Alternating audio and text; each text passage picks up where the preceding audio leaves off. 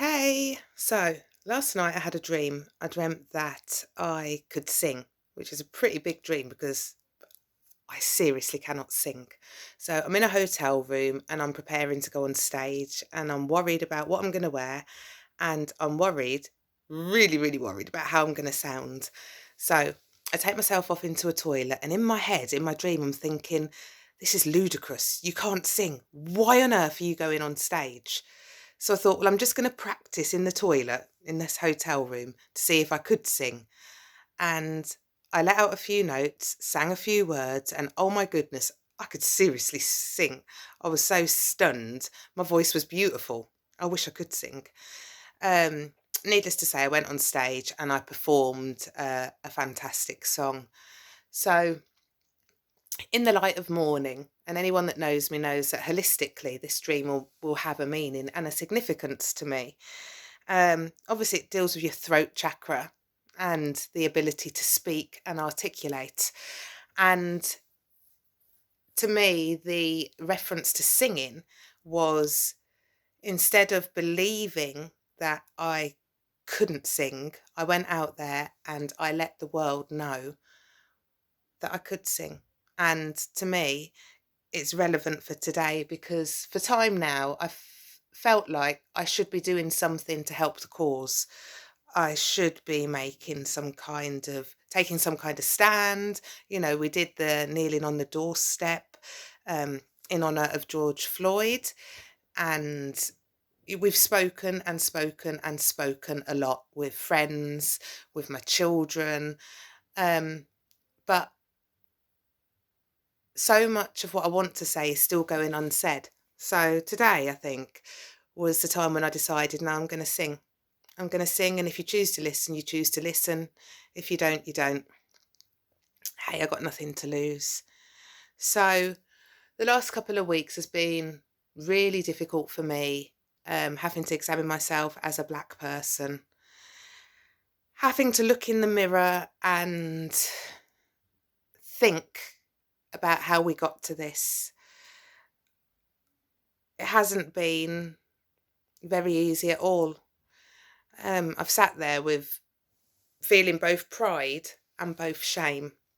So feeling pride that people are finally making a stand and using their social media platforms, using their platforms within their cities to demonstrate and to protest and to make the voices heard of those voices that are often for too many years have just been brushed under the carpet.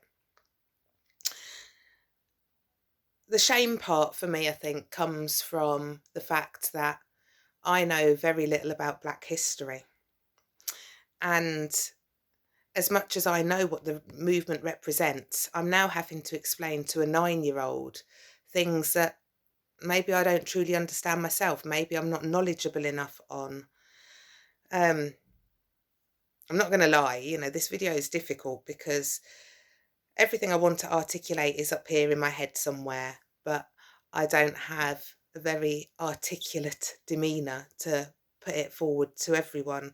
I think what I'm trying to say is, in doing some self-discovery and self-reflection myself, um, I've noticed that history, especially Black history, is one thing within the education system that doesn't really have a place within white British teaching.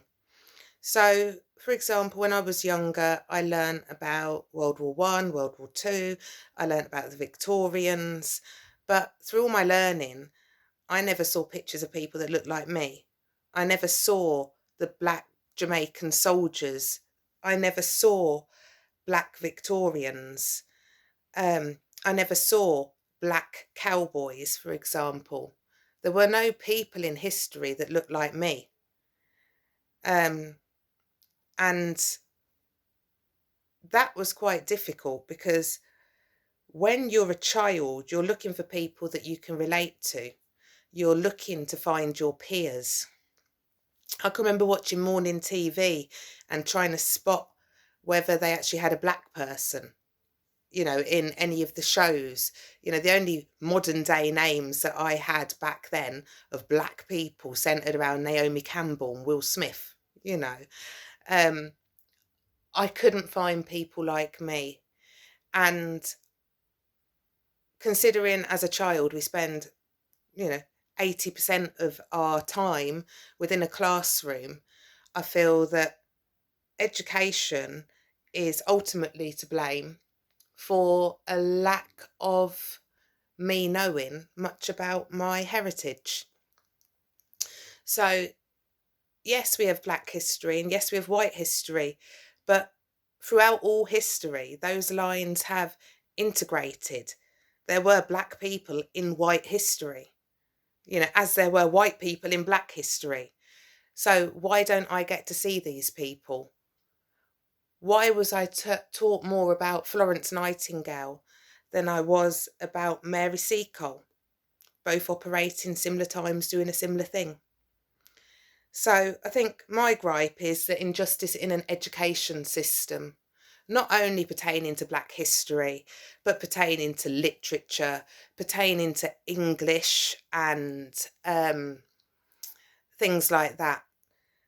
I think our education system is seriously flawed when it comes to Black people. Black children getting excluded because of the way in which they wear their hair. Myself having experienced that, brushing my hair out and being told categorically that I need to tie my hair back because it's a distraction. You know, um, education has got a long way to come in order to be truly and fully conclusive and to promote equality. I've worked in education. I've seen one particular school where Black History Month centred around a poster on a wall because it may offend the other students that were there. I've seen Black History Month done really well, but why is it just a month? Because it's interwoven into our being. It's actually interwoven into British cultural society. So why is it removed from history? Why is it not there, prevalent? So for me, I guess this video is really about speaking to parents and asking parents to educate yourselves on history. You have free rein to do that now. You're not restricted by what you were taught at school. And given the movements that are happening right now, it must have piqued your interest to find out more about why are people protesting, not just for the stuff that's happened recently. Where did it stem from? Why do people keep banding around the word white privilege? Which is, I understand, for a lot of people uncomfortable. But again, that centres on history. It wasn't something that you as a white person asked for. It was something that was granted to you based on history. So until we re-examine history and look at the way that we educate our young people and educate our children, we don't really have much hope in moving forward. And our children are our next generation. For me, as a 42-year-old woman now, I'm having to re-educate myself on stuff that I wasn't aware of. I could throw the names at you. I can tell you Martin Luther King. I can tell you any other Black person in history by name. But I can't tell you much more about that. I can tell you what maybe the movement was. I can tell you about Barack Obama being the first Black president. I can tell you about Mary Seacole. I can tell you about Malcolm X. And I can go on and on with a whole range of different people and maybe the impact they've had on modern day history. But where did it come from? And how did we get to this point? And these are the questions that we need to be looking at. And as parents, like I said, we need to be educating our children. So my son's white peers need to be aware that they do have certain privileges that are not available to Black people. Education being one of them. As a white privileged person, you have access to white history. You have access to white literature. You don't get penalised for using words. So I can remember writing things in English which um, were part and package of how I was as a black person, only to be told, no, you can't do that. I remember the fact of my daughter when we used to use, I use the word beautiful. Back then, predominantly, her white peers were called pretty. When she used the word beautiful at school in a piece that she was writing for English, she got reprimanded because it wasn't one of the key words. Yeah, it was a word that I used quite often at home. So the system isn't built to support um, black students in the same way that the support is there for white students. And I think that as parents, that is now our responsibility to take the time and look at the information and look at things that are going on around us right now to re-educate ourselves, and in doing that, pass that down to our children, because they're the ones that are going to go out and actually make a difference with this knowledge. I struggled at school. I struggled with my race, my identity. I learnt to fight and I learnt to run, and I never knew why people were chasing me to beat me up. When I would come home and I would scratch my body, by the way, then my skin was dry, so I'd be scratching it and hoping that I'd turn into a white person. Being born of a black father who was absent and a white mother, I guess you could say I was brought up culturally white. But in that same way, the absence of my black father gave me an absence of my black identity, and the things that maybe he could have shown me and groomed me into being a black lady, I missed out on. From a history point of view, my mum wouldn't have been aware of black history. That was never taught me. I was taught exactly the same as my white sisters, which was exactly the same that was being taught at school. So I was always backpedaling, if you like.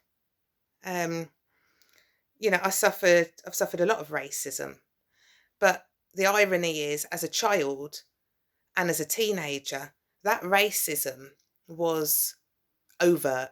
It was in your face. It was nasty names, nasty looks, dirty comments, As an adult, it's been covert, where I've had to then question, is it about me or is it about my race? And time again, I still fall back to the same thing. If I was white, would I have been treated differently? And I would say 8 out of 10 times, the chances are I would have done. So I now am tasked with explaining to my 9-year-old why black people are more likely to die from COVID. I'm also tasked with explaining to him, as he's asked, do police officers kill black people more? I'm having to answer those questions.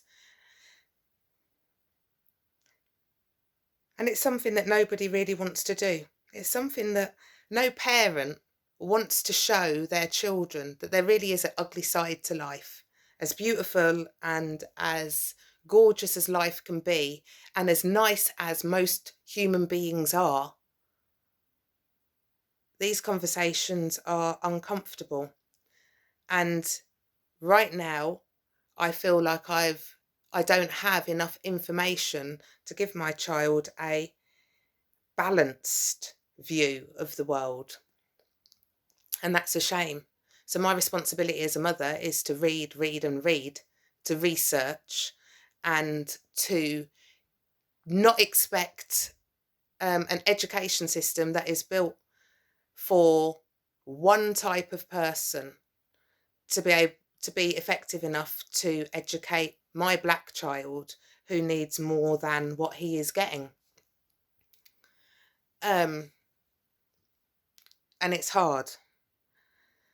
So I just hope that if there are parents watching this, that they will take the time to have those conversations. That equality isn't always what it seems. That being black is not just is not just the colour of a child's skin, that being black comes with history, responsibility, um, it comes with biology. It is not just the colouring of someone's skin.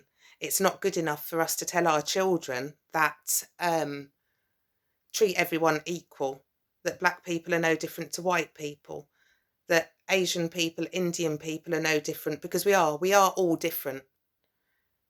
We all have a different history. We all have different beliefs and different cultures, and those things should be celebrated. And if we do that as parents, if we take positive steps to inject some of this into our own children, the same way that I would be teaching my black child that white children have a particular history, that black children have a particular history, that we have come so far, but we still have, blimey, we've still got so far to go. But it starts with our kids, and it starts with us as parents. And for anybody, black, white, etc. If you don't know, go and find out.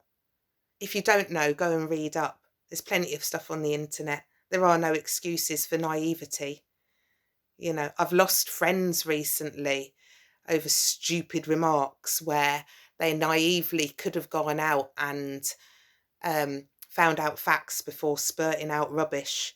You know, I've seen posts from friends that I have scrolled on by because this